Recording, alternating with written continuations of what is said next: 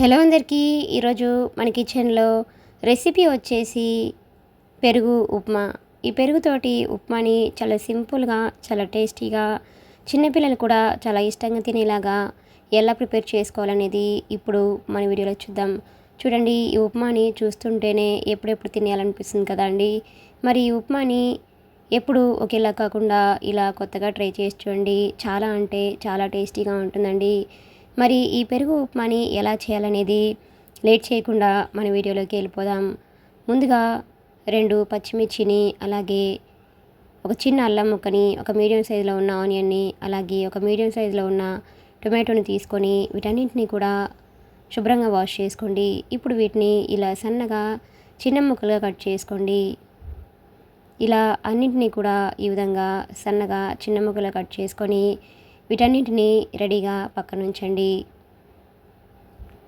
ఇప్పుడు ఒక మిక్సింగ్ బౌల్ని తీసుకోండి. దానిలోకి 2 స్పూన్స్ వరకు పెరుగును వేసుకోండి.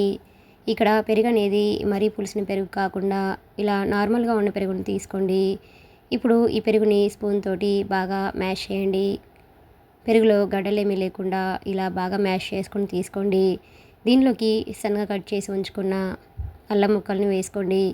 అలాగే సన్నగా కట్ చేసి ఉంచుకున్న పచ్చిమిర్చిని కూడా వేసుకోండి. అలాగే టమాటో ముక్కల్ని సగం వరకు వేసుకోండి. అలాగే మిగిలిన సగంని పక్కన ఉంచండి. ఇప్పుడు ఇవన్నీ కూడా పెరుగులో కలిసేటట్లుగా ఇలా ఒకసారి బాగా కలపండి. దీనిలోకి వాటర్ని 4 గ్లాసుల వరకు వేసుకోండి. నేను తీసుకున్న రవ్వ అనేది 2 గ్లాసుల వరకు తీసుకుంటున్నాను కాబట్టి ఇక్కడ వాటర్ అనేవి 4 గ్లాసుల వరకు వేసుకుంటే సరిపోతుందండి. ఇప్పుడు ఇవన్నీ కలిసేటట్లుగా ఇలా ఒకసారి బాగా మిక్సింగ్ చేసుకొని ఈ మజ్జిగని రెడీగా పక్కన ఉంచండి. ఇప్పుడు స్టవ్ ఆన్ చేసుకొని ఒక కడాయిని తీసుకోండి. దానిలోకి 1.5 స్పూన్ వరకు ఆయిల్ని వేసుకోండి. ఆయిల్ బాగా హీట్ అయిన తర్వాత 5 నుంచి 6 వరకు జీడిపప్పు పలుకులను వేసుకోండి. అలాగే 1 స్పూన్ పల్లీలను కూడా వేసుకొని వీటిని లో ఫ్లేమ్లో ఉంచేసి మంచి గోల్డెన్ బ్రౌన్ కలర్ వచ్చేంత వరకు వీటిని బాగా ఫ్రై చేయండి. చూడండి, ఈ కలర్కి వచ్చాక వీటిని ఒక బౌల్లోకి తీసుకొని పక్కన ఉంచండి. ఇప్పుడు అదే కడాయిలోకి ఒక ఎండుమిర్చిని తుంచి వేసుకోండి. అలాగే 1.5 టీ స్పూన్ తాలింపు దినుసులు వేసుకోండి. అలాగే 1 స్పూన్ జీలకర్ర వేసుకొని వీటిని లో ఫ్లేమ్లో ఉంచేసి వీటిని కూడా దోరగా వచ్చేంత వరకు బాగా ఫ్రై చేయండి. తాలింపు దినుసులు అనేవి ఇలా బాగా ఫ్రై అయిపోయాక దీనిలోకి సన్నగా కట్ చేసి ఉంచుకున్న ఆనియన్స్ని కూడా వేసుకోండి. ఇలా ఆనియన్స్ మొత్తం వేసుకున్నాక ఫ్లేమ్ని మీడియం ఫ్లేమ్లో ఉంచేసి ఈ ఆనియన్స్ని లైట్గా ఫ్రై చేయండి. మనకి ఉప్మాకి ఆనియన్స్ అనేది మరీ ఎక్కువ ఫ్రై చేయాల్సిన అవసరం లేదండి. ఇలా లైట్గా ఫ్రై అయిపోయాక మనం ఇందాక సగం టమాటో ముక్కల్ని ఉంచేసాం కాబట్టి ఆ టమాటో ముక్కల్ని కూడా దీనిలోకి యాడ్ చేసుకోండి. వీటిని కూడా ఆయిల్లో కలిసేటట్లుగా ఇలా ఒకసారి బాగా కలిపేసుకొని టమాటో ముక్కలు అనేవి సాఫ్ట్గా అయ్యేంత వరకు బాగా మగ్గించండి. ఇప్పుడు దీనిలోకి కొద్దిగా కరివేపాకును కూడా వేసుకోండి. ఈ ఉప్మాలో కరివేపాకు ఫ్లేవర్ అనేది చాలా బాగుంటుందండి. కరివేపాకును కూడా బాగా వేగనివ్వండి. ఇప్పుడు దీనిలోకి 2 చిన్న గ్లాసుల వరకు బొంబాయి రవ్వని వేసుకొని ఫ్లేమ్ని లో ఫ్లేమ్లో ఉంచేసి ఈ రవ్వ అనేది మనకి పచ్చివాసన పోయేంత వరకు ఒక 2-3 నిమిషాల పాటు బాగా ఫ్రై చేయండి. రవ్వని మరీ ఎక్కువసేపు ఫ్రై చేయాల్సిన అవసరం లేదండి. ఒక 2 నుంచి 3 నిమిషాల పాటు ఫ్రై చేస్తే సరిపోతుందండి. ఇప్పుడు రవ్వ అనేది మనకి ఇలా ఫ్రై అయిపోయాక దీనిలోకి చిటికెడు పసుపుని కూడా వేసుకోండి. ఇలా పసుపు వేయడం వల్ల మనకి ఉప్మా అనేది మంచి కలర్ఫుల్గా చాలా బాగుంటుందండి.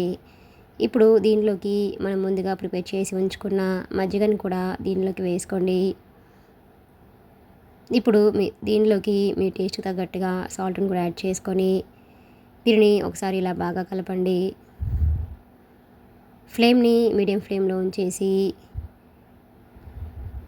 దీనిలోకి కొద్దిగా కొత్తిమీరను కూడా సన్నగా కట్ చేసి వేసుకోండి. ఇప్పుడు ఇది ఒకసారి కలిసేటట్లుగా బాగా కలుపుకొని మూత పెట్టేసి ఫ్లేమ్ని మీడియం టు లో ఫ్లేమ్లో ఉంచేసి ఈ బొంబాయి రవ్వ ఉప్మాని బాగా ఉడికించండి. మధ్య మధ్యలో ఇలా మూత తీస్తూ కలుపుకుంటూ ఉండండి. రవ్వ అనేది మనకి అడుగంటకుండా ఇలా కొంచెం దగ్గర పడ్డాక ఫ్లేమ్ని లో ఫ్లేమ్లో ఉంచేసి దీనిని బాగా ఉడికించండి.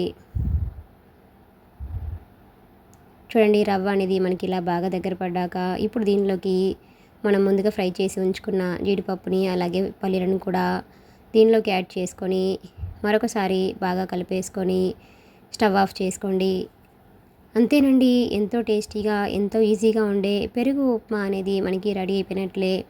ఇలా రెడీ అయిపోయిన ఈ పెరుగు ఉప్మాని ఒక సర్వింగ్ ప్లేట్లోకి తీసుకొని వేడివేడిగా సర్వ్ చేసుకుంటే ఆ టేస్ట్ అనేది చాలా చాలా బాగుంటుందండి. మీకు కూడా ఈ రెసిపీ కనుక నచ్చినట్లయితే ఒక లైక్ చేయండి. Please subscribe my channel, like, share and comment. మరిన్ని మంచి మంచి రెసిపీస్ కోసం మన ఛానల్ని సబ్స్క్రైబ్ చేసుకోండి. అలానే ఈ రెసిపీని మీ ఫ్రెండ్స్కి, మీ ఫ్యామిలీ మెంబర్స్ కూడా షేర్ చేయండి. Thanks for watching.